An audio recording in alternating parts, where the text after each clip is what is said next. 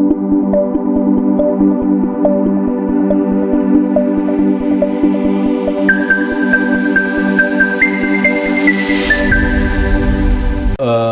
student, myself Nirankar Pandey. I am working as associate professor in Hygiene Institute, Lucknow. और आज आपको विषय से हट के, मैं केमिस्ट्री पढ़ाता हूँ, आपको पता ही है। मैं आज विषय से हट के दो बातों पे आज डिस्कस करने की कोशिश कर रहा हूँ कि एक होता है सिंपैथी और दूसरा आपका एम्पैथी। ये दो टर्म है जो कि हमारे जीवन में कभी न कभी किसी न किसी रूप में आता है कि आपने सुना होगा कि मुझे इससे सिंपैथी है, वो उनको उनसे सिंपैथी है, हम अपने मित्रों से सिंपैथी है। तो दो वर्ड आपके जीवन में बार बार आता रहेगा, तो इन दोनों को समझने की कोशिश करिए। ये एथिक्स का विषय है, जो ह्यूमन वैल्यू आपके पढ़ते हैं आप लोग, ह्यूमन वैल्यू या मानव मूल्यांकन, जो उसका ही एक पार्ट है, ठीक है। तो आपने जैसे कि ह्यूमन वैल्यू में बहुत चीज़ें पढ़ी होंगी कि नैतिक शिक्षा के बारे में आपने पढ़ा होगा, नैतिकता के मूल्य क्या है उसके बारे में पढ़ा होगा। देखो, पढ़ना एक अलग चीज़ है, नैतिक शिक्षा ग्रहण करना एक अलग चीज़ है, और नैतिक होना मीन्स एथिकल होना एक अलग चीज़ होता है, ठीक है। एथिक्स की डेफिनेशन पढ़ना, एथिक्स की किताबें पढ़ना एक अलग बात है, और एथिकल होना एक अलग बात। जैसे कि एग्जाम्पल मैं देता हूँ, जब हम लोग बचपन में नैतिक शिक्षा की एक बुक पढ़ते थे तो उसमें एक एग्जाम्पल मिलता था कि अगर आप रोड पे जा रहे हो, रोड पे अगर जा रहे हो और एक आपको वहाँ पे एक पत्थर पड़ा हुआ मिल रहा है, तो आप क्या करोगे। तो उसमें आपके पास चार ऑप्शन है। पहला, उस पत्थर को उठा के आप सड़क के बीचों बीच रख दोगे, ठीक है, या उस पत्थर को उठा के किसी के सर पे मार दोगे, या उस पत्थर को उठा के घर लेके चले जाओगे कि अपना मकान बनेगा तो उसमें यूज होगा, या उस पत्थर को किनारे रख दोगे। तो क्या करोगे। तो ज़्यादा आंसर क्या होगा, तो ज़्यादा मैक्सिमम बच्चों ने इसका जवाब दिया कि उसको उठा के किनारे कर देंगे, किनारे रख देंगे, क्योंकि किसी को चोट ना लगे। लेकिन ऐसा होता नहीं है, ऐसा होता नहीं है, क्योंकि आप रोड पे जाते होगे तो बहुत से पत्थर आपको मिलता होगा, बहुत से कूड़े मिलते होंगे, पन्नियाँ मिलती होंगी, लेकिन आप किसी को नहीं हटाते हो। तो यहाँ से इस एग्जाम्पल से प्रूफ होता है कि नैतिकता के बारे में बात करना एक अलग विषय है और नैतिक होना एक अलग विषय है।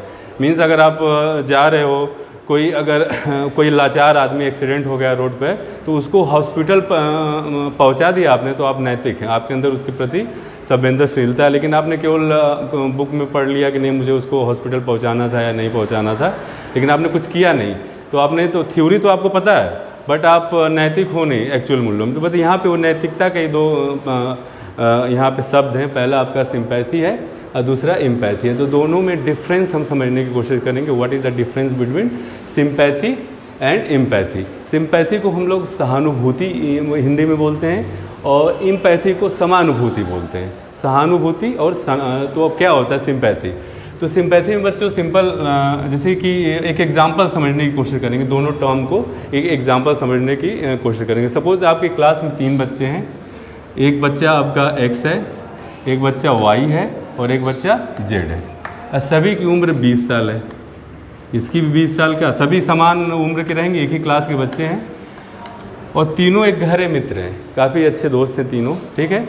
ये भी 20 साल का, ये भी। सपोज़ जो जेड की माता हैं उनकी मृत्यु हो जाती है,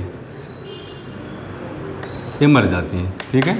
इनकी मदर मर गई और इसको मदर मर गई। लेकिन ये जो वाई स्टूडेंट है, इसकी माता की जो मृत्यु 1 साल पहले हो चुकी है, और इसकी जो माता है अभी लाइव है, मतलब इसकी माता जीवित है।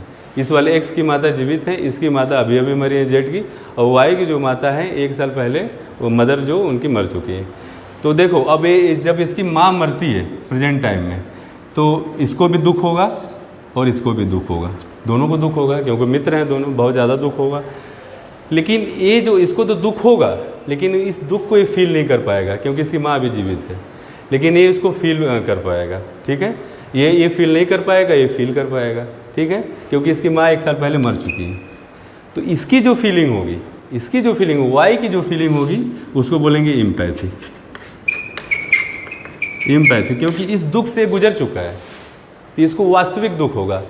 इसी को हिंदी में बोला जाता है समानुभूति। एक जैसी इसकी स्थिति, उसकी एक स्थिति 1 साल पहले थी उसकी, तो इस टर्म को हम लोग बोलेंगे एम्पैथी। और इसको, क्योंकि इसको वो दुख होने, उससे वो समझ नहीं पाएगा कि उसको किस लेवल का दुख लगे, क्योंकि उसका वो दोस्त है इसीलिए उसको दुख होगा, तो इसको सिंपैथी होगी, तो इसको बोलेंगे कि एक्स को वाई से क्या है, सिंपैथी है।